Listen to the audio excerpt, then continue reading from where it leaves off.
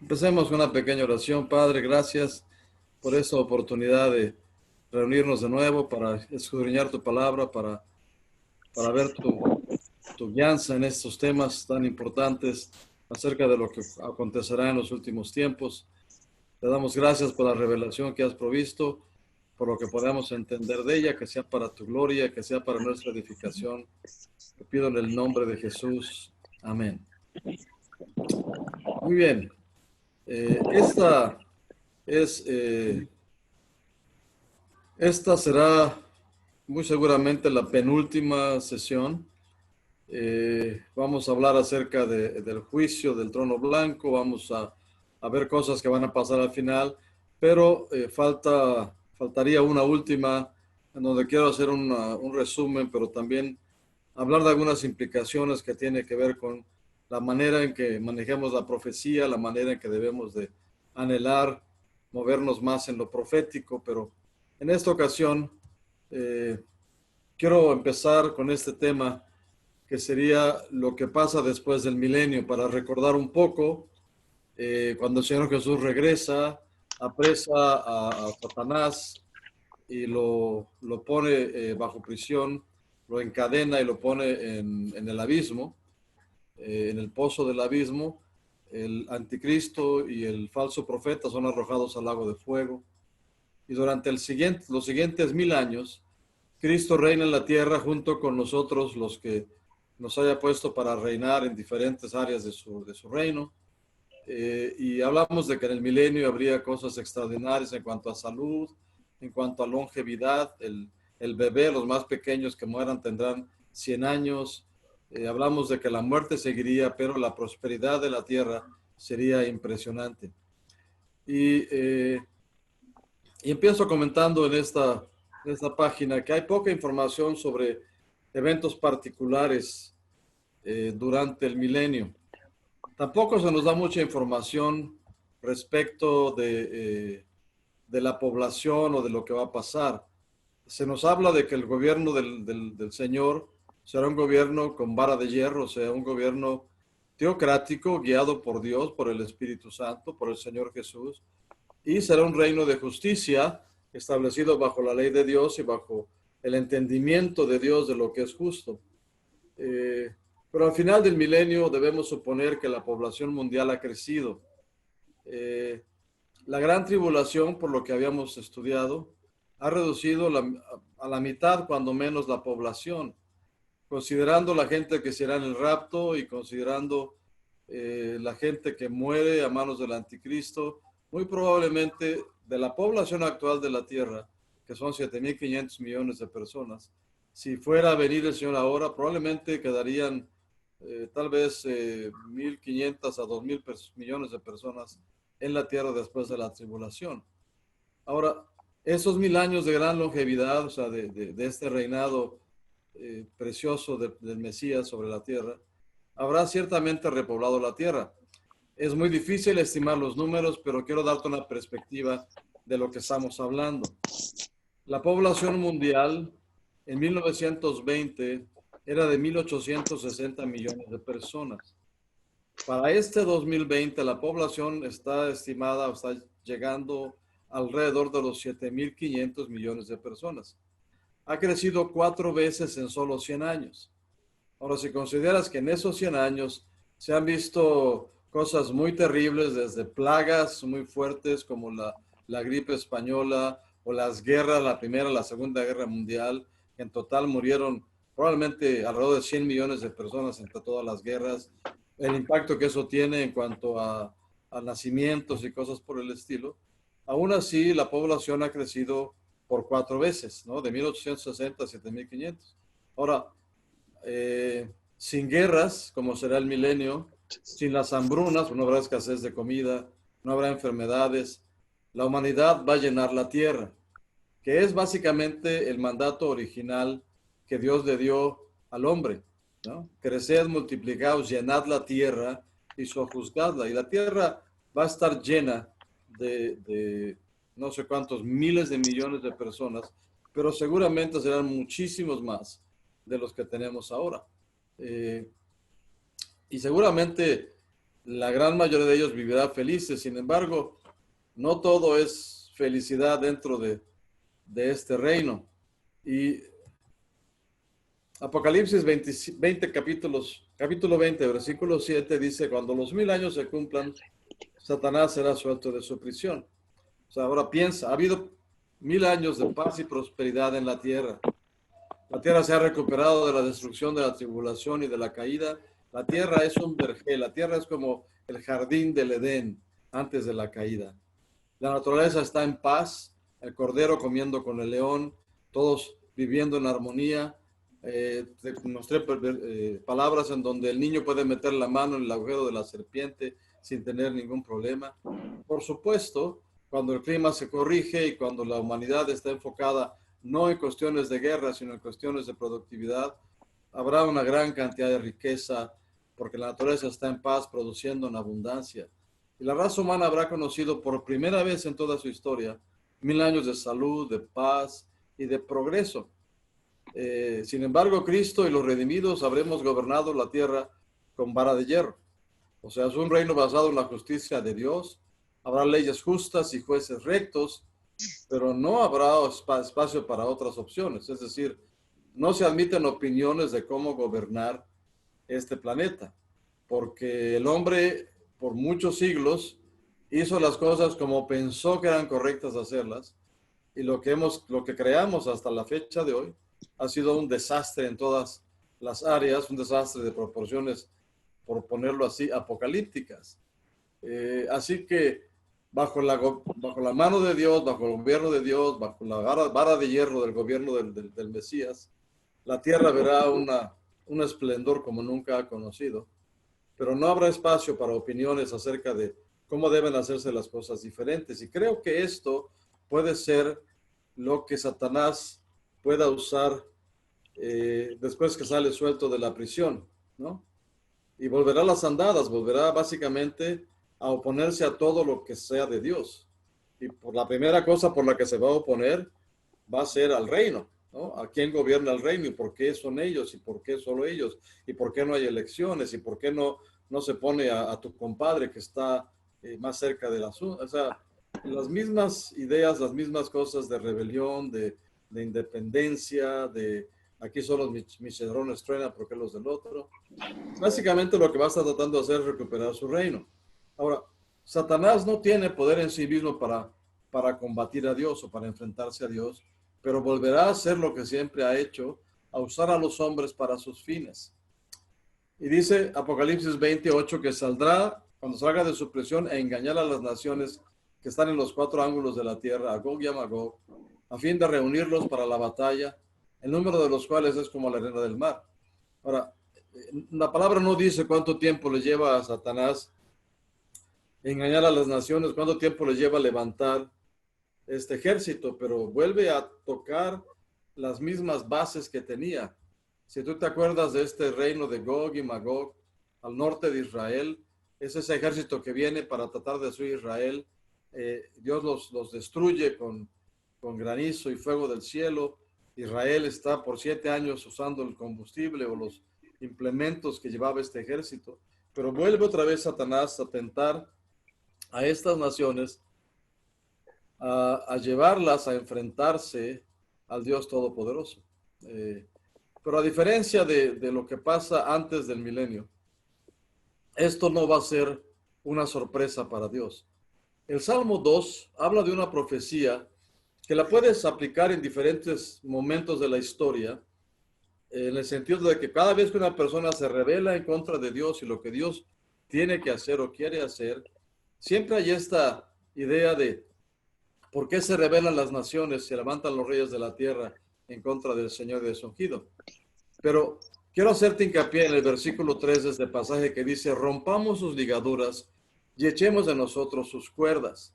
Es claro que está refiriéndose principalmente a este tiempo en el cual Dios está gobernando y tiene sujetos a toda la humanidad. Entonces, el engaño de Satanás es venir a decirle a la gente, pero ¿por qué? ¿Por qué tenemos que estar bajo su mandato? ¿Por qué tiene que ser él el que mande?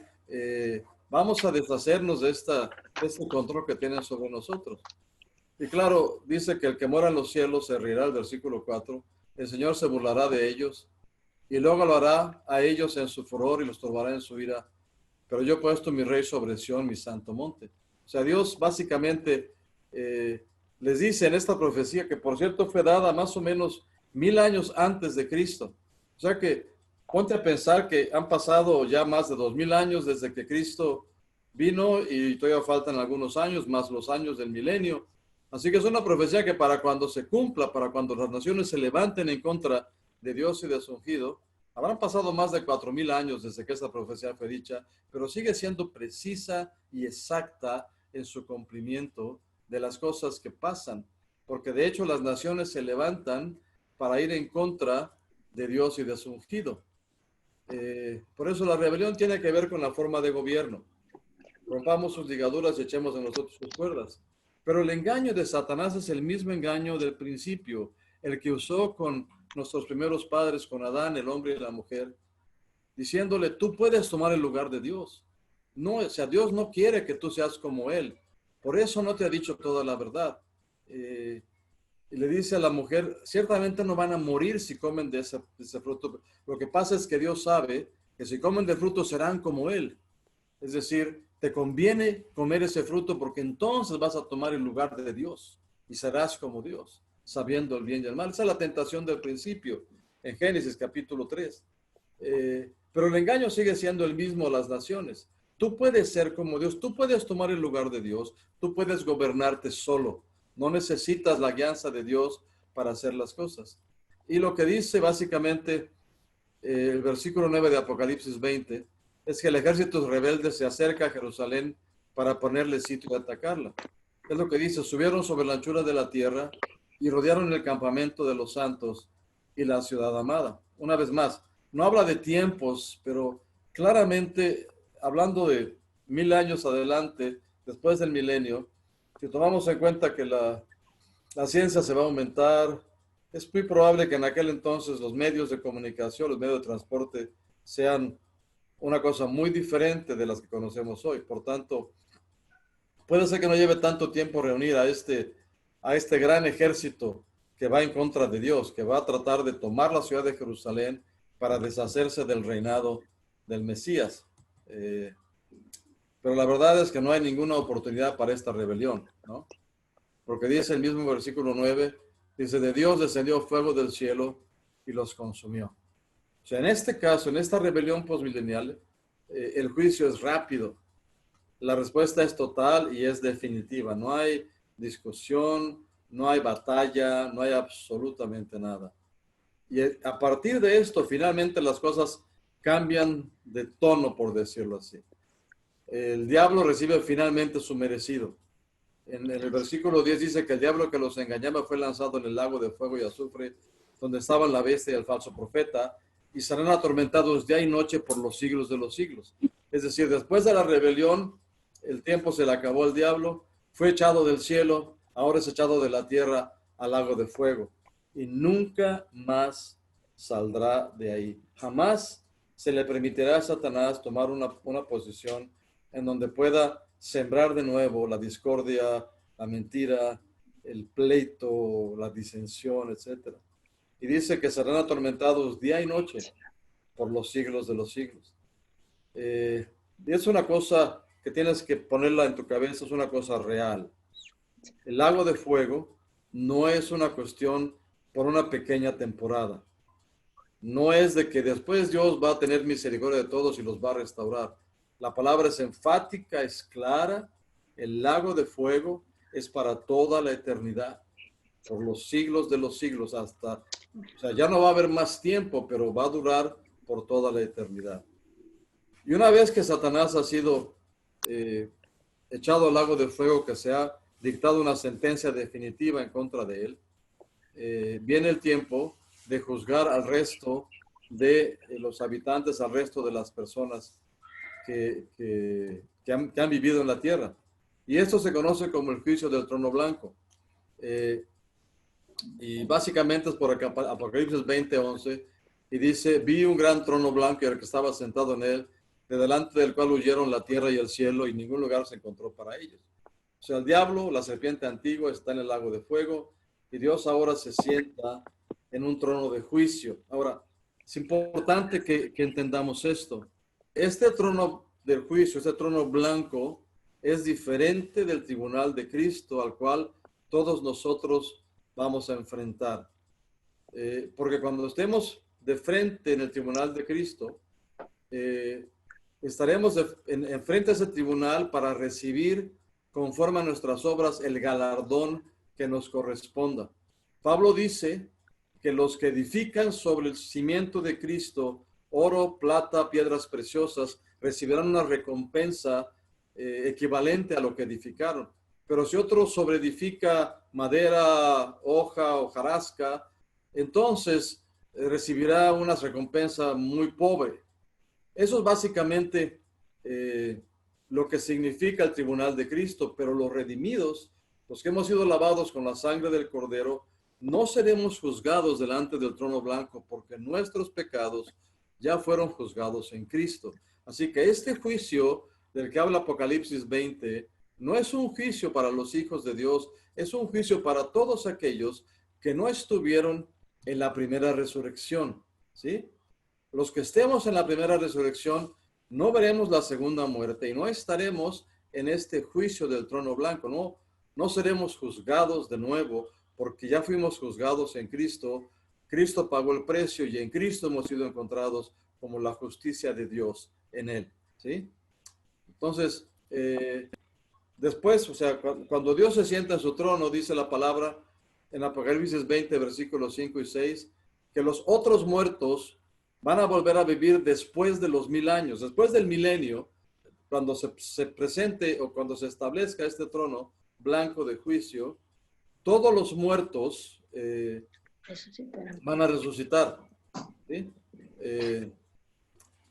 La primera resurrección es aquella en la cual estuvimos nosotros. Dice, la segunda muerte no tiene potestad sobre esto, sino que serán reyes y sacerdotes de Dios y de Cristo y reinaremos con él 1000 años. O sea, hace la diferencia entre los que ya estamos con él en el milenio y los otros que serán resucitados después. Y otra cosa también, de la gente que estemos en la primera resurrección, o sea, los que vamos a estar en el rapto junto con los que resucitan con Cristo o que murieron en Cristo, más los que salgan de la gran tribulación, algunos se sentarán en tronos para juzgar. Dios va a decidir quiénes son.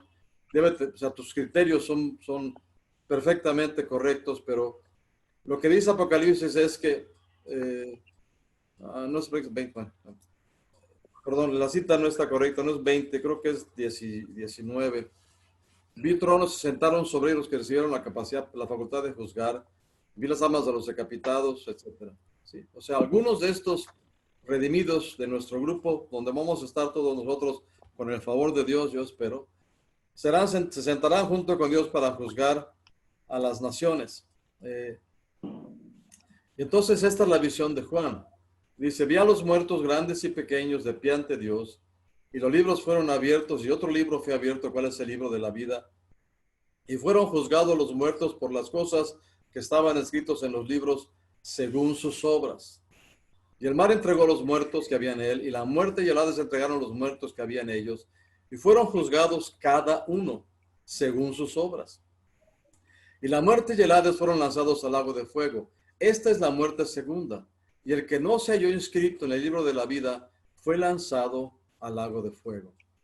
Oh, santo Dios. Esto es lo que habla la palabra respecto de la muerte segunda.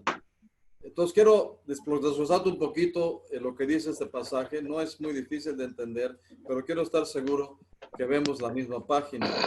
Dice que los libros fueron abiertos y básicamente se refiere a dos clases de libros. Uno es el libro de las obras de cada una de esas personas. E insisto, no son de los que hemos sido redimidos y fuimos arrebatados o resucitados en la primera resurrección, o de los que pagaron con su vida el oponerse al anticristo. Esos no están en el juicio. Ya no van a ser juzgados, ya son santos, ya no tienen pecado que juzgar, ¿ok? Pero el resto de la humanidad que jamás entregó su vida a Cristo, que jamás se comprometieron con él, o que se apartaron de él o que lo negaron después de haber creído en él, van a tener que enfrentar un juicio en este trono blanco. Y cuando se presentan al juicio, cada uno, dice, será juzgado según sus obras. Entonces habrá dos clases de libros. Uno que son libros, que es básicamente un libro para cada persona que tiene todas las obras que esa persona hizo durante su vida. Y otro libro que tiene los nombres de todas las personas que están en el libro de la vida del Cordero. Este segundo libro es el libro de la vida del Cordero. Y lo que dice la palabra, el que no se encuentra en ese libro de la vida, no podrá entrar al cielo. Lo que no se encuentra en el libro de la vida van a ir al lago de fuego junto con Satanás y todas sus huestes. ¿Ok? Entonces, todos los muertos, grandes y pequeños, van a resucitar para enfrentar el juicio. Y aquí Juan lo pone de una manera muy, muy, quizá poética o enfática. Dice que el mar va a dar sus muertos y la muerte y el Hades van a dar sus muertos. Y, o sea, todos los lugares donde haya muertos, donde la gente haya muerto, todo lugar donde la gente esté enterrada, la gente va a resucitar. Es una resurrección diferente a la resurrección nuestra, porque no se dice que estos muertos vayan jamás a tener el cuerpo glorificado del Señor Jesús.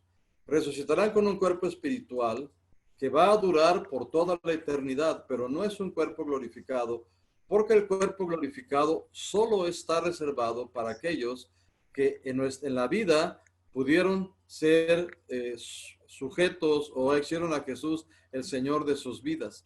A esos dice la palabra en 1 Corintios, que así como llevamos la imagen del terrenal, que es Adán, llevaremos también la imagen del celestial. Entonces nosotros llevaremos un cuerpo semejante al cuerpo de la gloria de Jesús. Pero estos muertos van a recibir un cuerpo espiritual. Es indestructible, pero no es glorificado. Y van a ser juzgados por las obras que hicieron. Y claramente, lo dice claramente la palabra, el que no se encuentre en el libro de la vida irá al lago de fuego. ¿Okay? Ahora, la pregunta que yo he escuchado muchas veces, que nos han hecho muchas veces, bueno, ¿y qué pasa con la persona que nunca escuchó el evangelio y nunca pudo ser salvo? Y la pregunta es, ¿debe de haber alguna forma de indulto o de perdón? Porque hay gente que jamás escuchó el evangelio. Y sin embargo, tienes que entender esto, es un principio básico de este juicio final, porque es verdad. Hay muchísima gente, millones y millones de personas que jamás pudieron escuchar el evangelio. Entonces, ¿sobre qué base van a ser juzgados? Bueno, el punto de partida es que quien va a juzgarlos será un juez justo. Es decir, en Génesis 8:25, Abraham se refiere a Dios como el juez de toda la tierra y le dice que el juez de toda la tierra tiene que hacer lo que es justo. Esa es la base de la negociación que Abraham tiene con Dios para tratar de salvar a Sodoma y a Gomorra.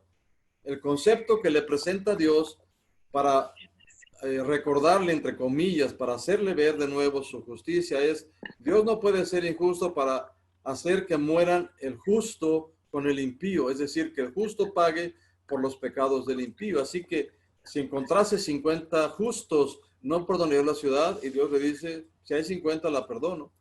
Y así va Moisés, va Abraham negociando con Dios hasta llegar a 10 justos y finalmente deja ahí la negociación, pero la ciudad es destruida porque ni siquiera había 10 justos en ella. Pero el punto que quiero decirte es que Dios ha sido conocido en la historia, en la Biblia, como un juez justo. Es el juez de toda la tierra.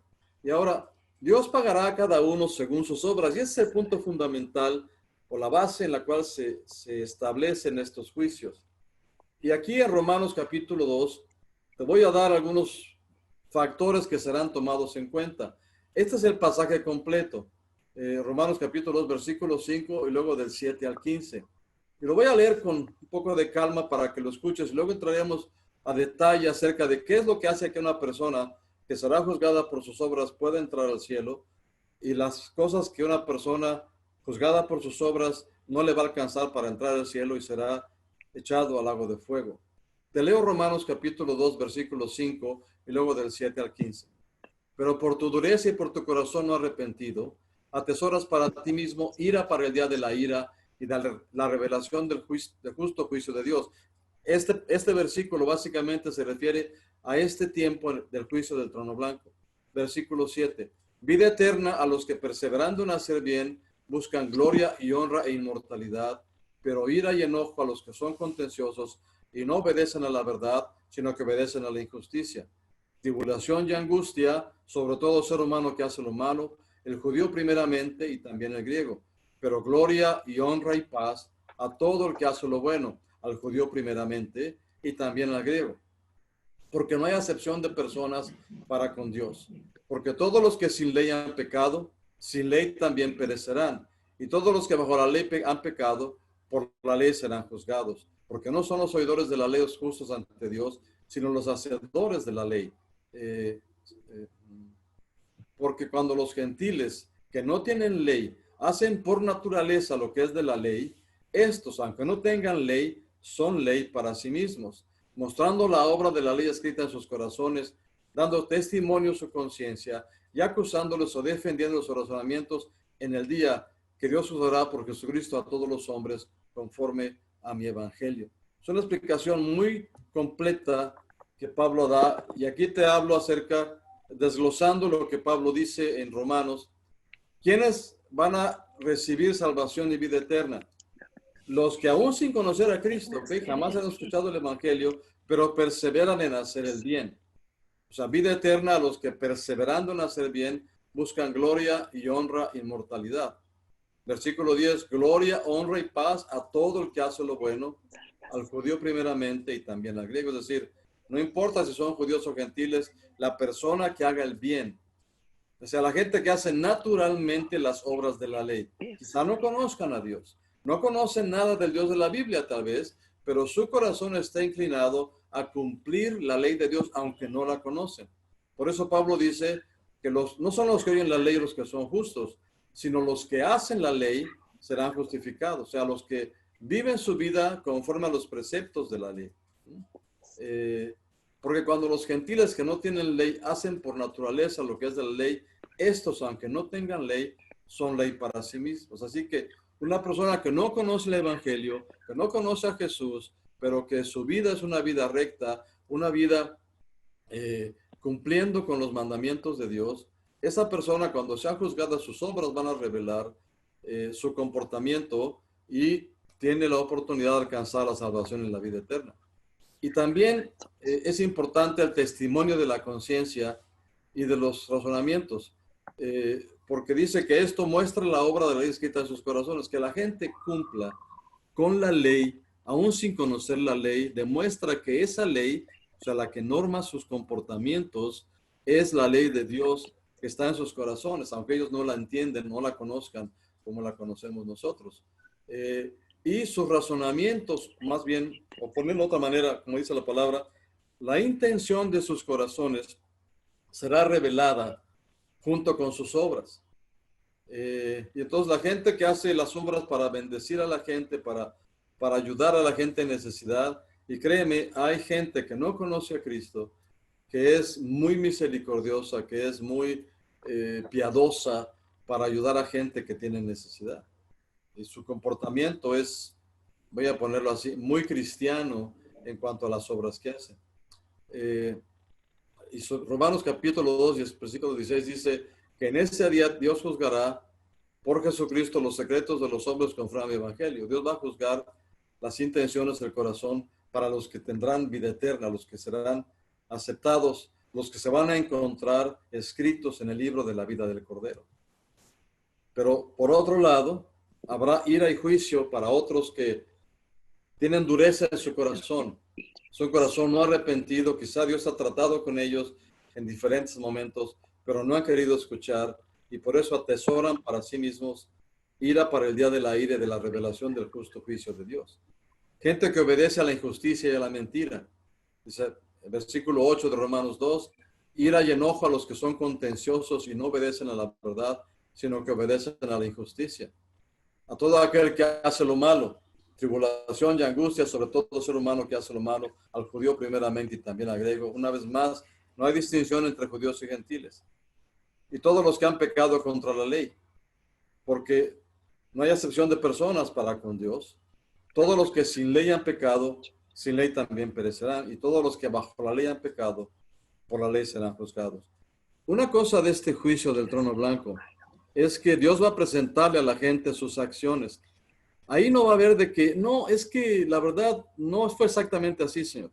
Sí, sí, tú dices que fue así, pero no fue exactamente así. O sea, no va a haber discusión acerca de si sí o si no.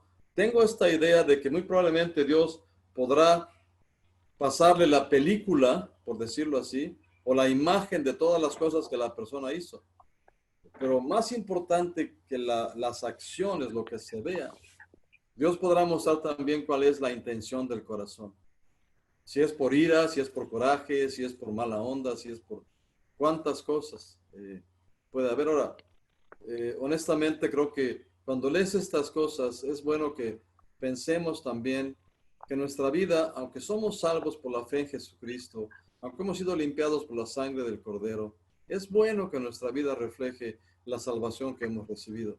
Es bueno que andemos caminando como los que buscan gloria, honra, inmortalidad, como los que buscan la verdad, como los que se gozan de la verdad, se gozan de la justicia, que no se confundan nuestras acciones con las acciones de aquellos que serán juzgados. Insisto, tenemos la ventaja de que la sangre del Cordero, la sangre de Jesucristo, nos limpia de todo pecado. Pero es mucho mejor vivir una vida sin pecado, una vida que edifique oro, plata, piedras preciosas sobre el fundamento que ya tenemos en Cristo. Pero es lo que veas la certeza, lo preciso que será el juicio de Dios en aquel trono blanco. Porque pasarán todos los que no son cristianos, los que no han resucitado todavía.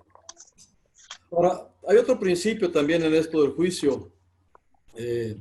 Dios va a juzgar a las personas según la luz que hayan tenido, porque aún dentro de la gente que no conoce a Dios, hay gente que tiene un poco más de entendimiento, ha visto cosas más cercanas, hay un mayor entendimiento acerca de la existencia de un solo Dios. A lo largo de la historia, mucha gente en culturas paganas han adorado a un solo Dios.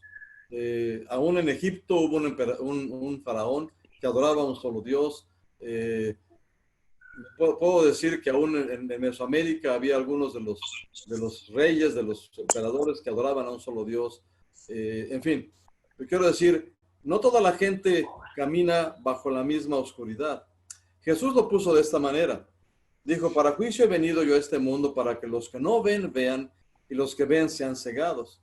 Entonces algunos de los fariseos que estaban con él, a oírles esto, le dijeron, ¿acaso nosotros somos también ciegos? Jesús les respondió, si fuerais ciegos, no tendríais pecado. Ahora que decís vemos, vuestro pecado permanece. Es decir, mientras más luz tenga una persona respecto de cuál es la voluntad de Dios, si esa persona no ha cumplido con esa luz que tiene, el juicio será más severo, porque depende de la luz. Si la persona no tiene nada de luz y dentro de esa luz camina, aunque sea dando tumbos en la oscuridad, pero cumpliendo con cosas básicas, va a ser un juicio más leve que para la gente que teniendo algo de luz hace cosas que van en contra de la luz que tiene. Y una cosa, una palabra bien fuerte, tiene que ver con esto, que Jesús también dice, si la gente rechazó el poder de Dios que vieron en acción. Jesús lo dice así en Juan capítulo 15, versículos 20 y 24. Si yo no hubiera venido, ni les hubiera hablado, no tendrían pecado. Pero ahora no tienen excusa por su pecado. El que me aborrece a mí, también a mi Padre aborrece. Si yo no hubiese hecho entre ellos las obras que ningún otro ha hecho, no tendrían pecado, pero ahora han visto a todos y han aborrecido a mí y a mi Padre. Es decir, una persona que ha visto el poder de Dios en acción y decidió no arrepentirse, decidió no escuchar, el juicio será muy fuerte contra esa persona. Y bueno, no quiero especular acerca del juicio a la generación que vio a Jesús sobre la tierra, pero Jesús tuvo palabras muy fuertes contra ellos, a pesar de ser judíos, pero no quisieron creer a la verdad, ni siquiera por las obras que él hacía. Bien, ahora, esta es la conclusión final del juicio del trono blanco. El que no se encuentre en el libro de la vida irá al lago de fuego, junto con la muerte y el Hades. O sea, la muerte, el infierno son echados al lago de fuego, no existirán más. Es la muerte segunda. El que no esté escrito en el libro de la vida es lanzado al lago de fuego, junto con la muerte y con el Hades. Ya no habrá más muerte en los que queden. Pero una cosa que es importante que entendamos, el lago de fuego no fue preparado para la gente, para los hombres. Fue preparado para Satanás y para sus ángeles. Jesús lo dijo en Mateo 25:41, que apartará las naciones que son cabritos y les dirá: apartados de mí, malditos, al fuego eterno preparado para el diablo y sus ángeles. O sea, siempre fue en el plan de Dios que solo el diablo y sus ángeles estuvieran ahí. Pero tristemente irán también muchos seres humanos que no han seguido la justicia ni la verdad. La muerte segunda, ser lanzado al lago de fuego, es un castigo eterno. Ahora, la advertencia al final de este pasaje, en el versículo 8, es severa. Y insisto, aunque podamos tener el privilegio, la grandeza de esperanza de ser lavados por la sangre del Cordero, habla de cosas muy serias que a Dios le parecen importantes. Y dice: los cobardes e incrédulos, los abominables y homicidas, los fornicarios y hechiceros, los idólatras y todos los mentirosos tendrán su parte en el lago de fuego que arde con fuego y azufre, que es la muerte segunda. O sea, claramente a la hora del juicio aparecerán estas acciones o estas características en aquellos que serán condenados al lago de fuego. Pero, amado, debemos estar seguros de que ninguna de estas características las encuentra el Señor hoy en nuestra vida. Y muy probablemente digas: es que, hablando de homicidas, lo quiero equiparar al chisme, porque el chisme mata el carácter y la fama y el futuro de una persona. No te involucres en chismes ni en mentiras. No hay mentiras blancas y negras, hay mentiras. Y los mentirosos tienen su parte en el lago de fuego. Tú, que estás bajo la sangre del Cordero, te vas a librar si pones tu pecado debajo de la sangre, si le pides perdón a Dios.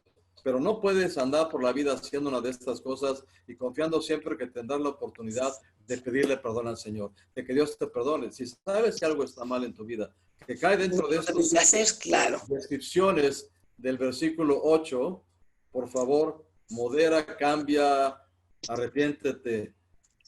No camines en esos caminos. Paréntesis, por favor, apaga tu micrófono.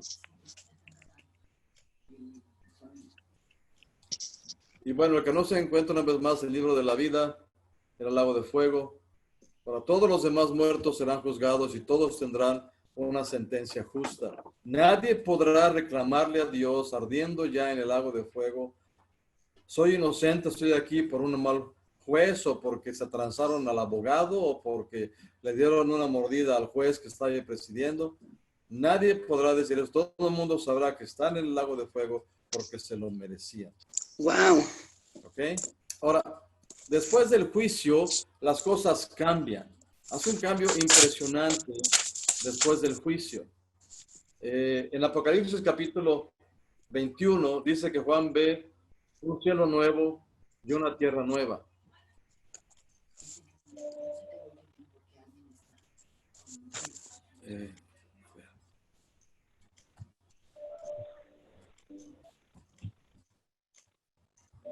Perdón que me salga, y es una pena, pero debemos de saber que no puedes estar en una grabación como esta, en una clase, con tu micrófono abierto. Tuve que parar la presentación y espero que pueda editarla Juanjo después, porque había personas con su micrófono abierto que no permitían que el resto de la gente escuchara lo que se estaba diciendo.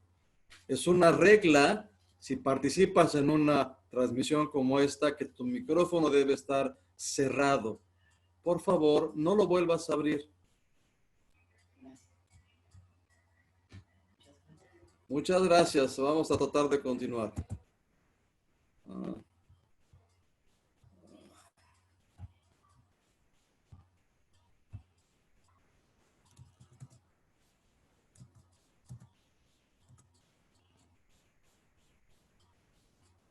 Bueno,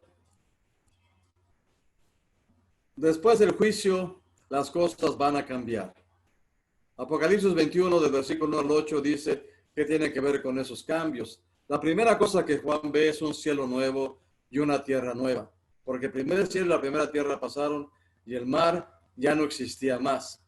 Y para todos aquellos que como a mí me encanta el mar, no te preocupes, lo que va a haber en ese tiempo nuevo es muchísimo mejor que cualquier mar en que hayas estado, que hayas visto o que hayas soñado. Así que no sientas que vas a perder algo, vamos a ganar algo extraordinario, que es un cielo nuevo y una tierra nueva.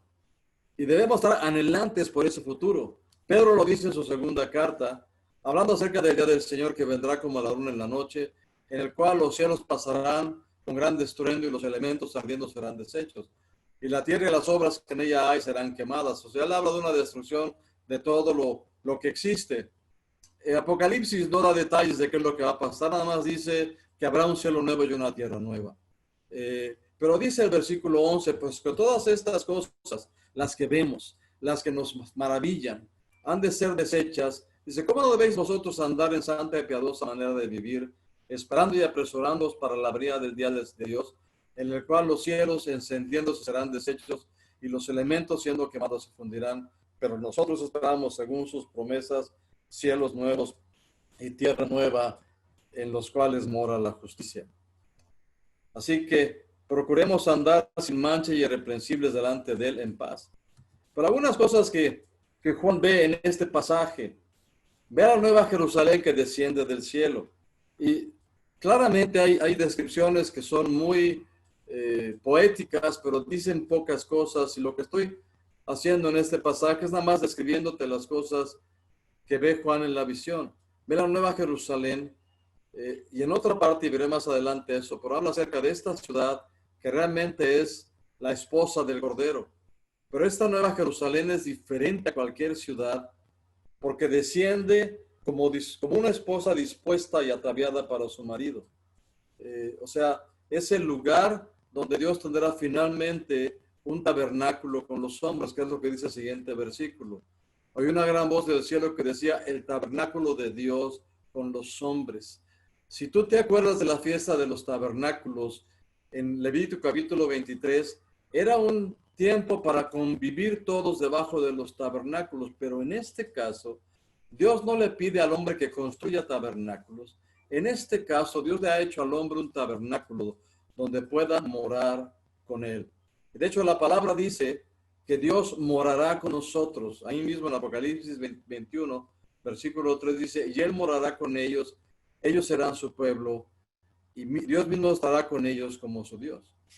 Es la primera vez que se describe en la Biblia un tiempo como este, en donde Dios y todos los redimidos, los que estemos, los que seamos su esposa, la esposa del Cordero, estaremos viviendo íntimamente conectados nosotros con Él. Él será nuestro Dios, Él estará con nosotros, morará con nosotros, estaremos con Él. Y parte de esto, lo que va a suceder es que no habrá más problemas en la historia. Toma en cuenta que a partir de este momento ya el tiempo no se va a contar por días y meses. Estamos ya en tiempos de eternidad, en donde ya no hay días, ni años, ni meses. Es un tiempo continuo de amor, de delicia, de paz. Dice aquí la palabra que Dios va a enjugar toda lágrima de los ojos de ellos. Ya no habrá muerte, no habrá llanto, no habrá clamor, no habrá dolor. Dice, porque las primeras cosas pasaron. Y también Dios promete que hará cosas nuevas. Dice, y el que estaba sentado en el trono dijo, he aquí, yo hago nuevas todas las cosas. Es decir, todo lo que antes existía, ahora todo va a ser nuevo. Voy a decirlo así, 0 kilómetros.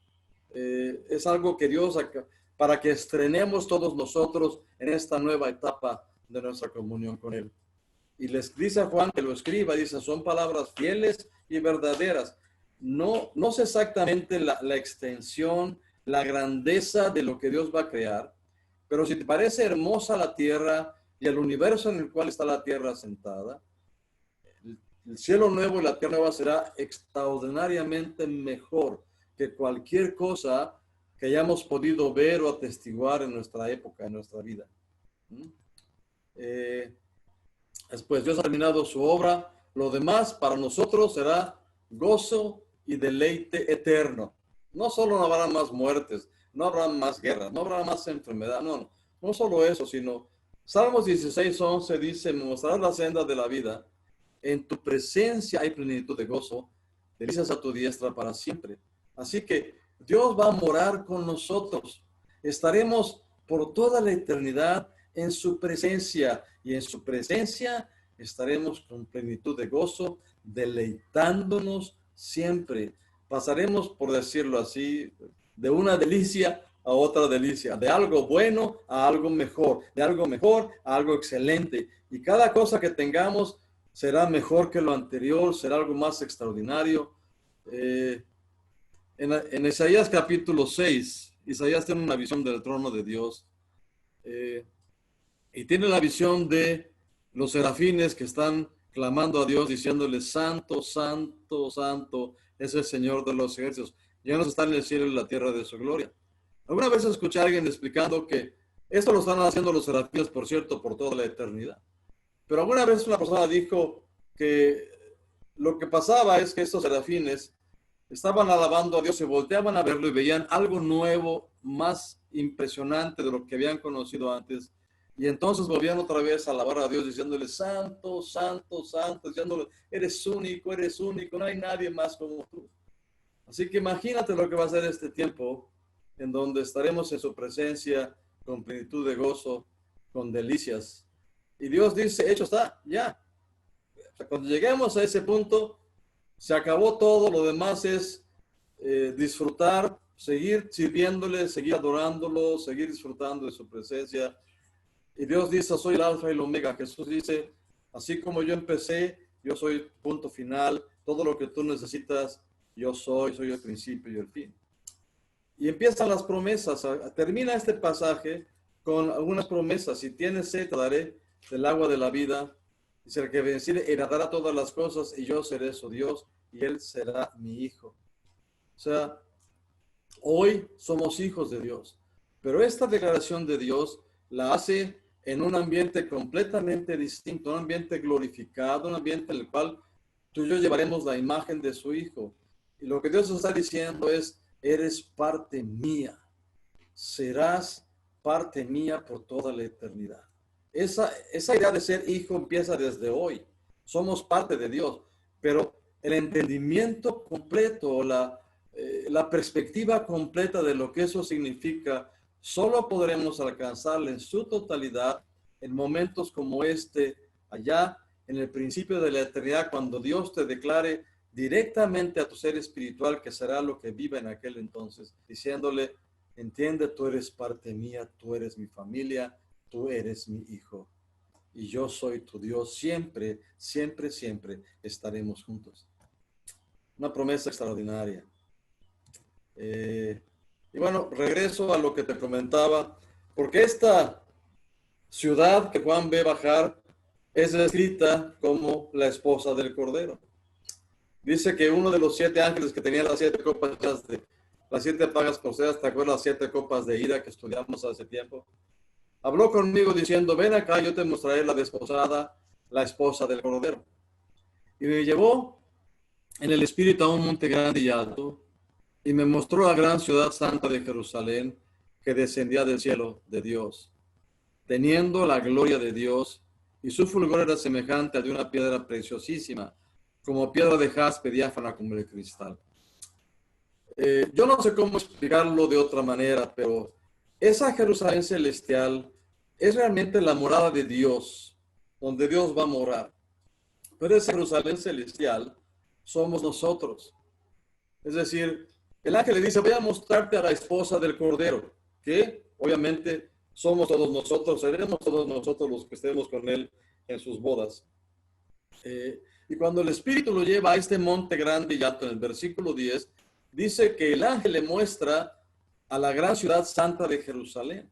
Es decir, el ángel dice: voy a mostrarte la desposada, la esposa del Cordero, y le muestra la ciudad celestial, la Jerusalén celestial. Y la visión es, quizás sea para ayudar a Juan a entender la majestuosidad, la magnificencia, la gloria de esta ciudad. Le muestra una ciudad que es como ninguna otra. La visión de esta ciudad es una ciudad magnífica y gloriosa. No se ve gente en la ciudad, pero la descripción de la ciudad es que ahí estaremos nosotros, esa ciudad somos nosotros. La descripción es algo glorioso, que tiene una serie de símbolos que son impactantes a la vista y al espíritu también. Y a una pequeña descripción, la ciudad tiene un muro grande con 12 puertas. Es un muro grande y alto. Las puertas están cuidadas por 12 ángeles y tiene en cada puerta un nombre escrito que es uno de las 12 tribus de Israel.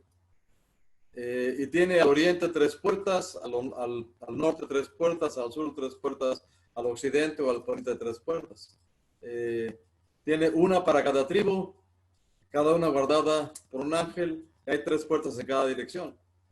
Y los cimientos, tiene 12 cimientos, uno sobre otro, y cada cimiento lleva el nombre de uno de los apóstoles del Cordero. Y la ciudad es enorme. Y, bueno, te voy a dar los números, pues, pero el que hablaba conmigo tenía una caña de medir de oro para medir la ciudad, sus puertas y su muro. La ciudad se llama establecida en cuadro y su longitud es igual a su anchura. Y él midió la ciudad con la caña 12,000 estadios. La longitud, la altura y la anchura de ellas son iguales. 12,000 estadios. Cada estadio más o menos medía 180 metros. Esta ciudad mide de cada lado 2,160 kilómetros de ancho, de largo y de alto. De hecho, si tomas nomás la superficie, la ciudad abarca aproximadamente la mitad del territorio de los Estados Unidos continentales, o el doble, más o menos, poco más del doble del territorio de la República Mexicana. O sea, no es una pequeñita ciudad, no es algo grande como la Ciudad de México. No, la Ciudad de México no es ni siquiera un barrio de esta gran ciudad. Pero la parte más impresionante es la magnificencia, el esplendor, la gloria que hay en esta ciudad. Y lo voy a tener que dejar aquí, ok, te voy a mostrar un poco más y luego vamos a explicarlo, pero el resto de este pasaje habla acerca de ciertos detalles de esta ciudad. El muro, por ejemplo, dice que medía 144 codos, o sea, el ancho del muro son 65 metros a lo largo de toda la ciudad. Dice, el material de su muro era de jaspe, pero la ciudad era de oro puro semejante al vidrio limpio. Yo no sé exactamente qué tipo de material Juan está tratando de explicar, pero es un material muy diferente al oro que conocemos tú y yo, porque el oro que conocemos tú y yo no es transparente. Podrás hacerlo más fino y podrás ver una cosa translúcida a través de él, pero aquí toda la ciudad es como un vidrio limpio, pero de oro puro. Y luego el versículo 21, si te adelantas un poco más, las 12 puertas dice eran 12 perlas y cada una de sus puertas era una perla. Y la calle de la ciudad era de oro puro, transparente como vidrio. Por eso, o sea, te imaginas en el cielo las calles son de oro, ¿sí?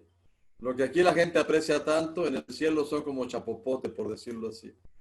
O sea, es el material menos valioso, el que usamos para hacer nuestras calles. En el cielo, las calles son de oro puro. Imagínate la riqueza y la grandeza de los demás.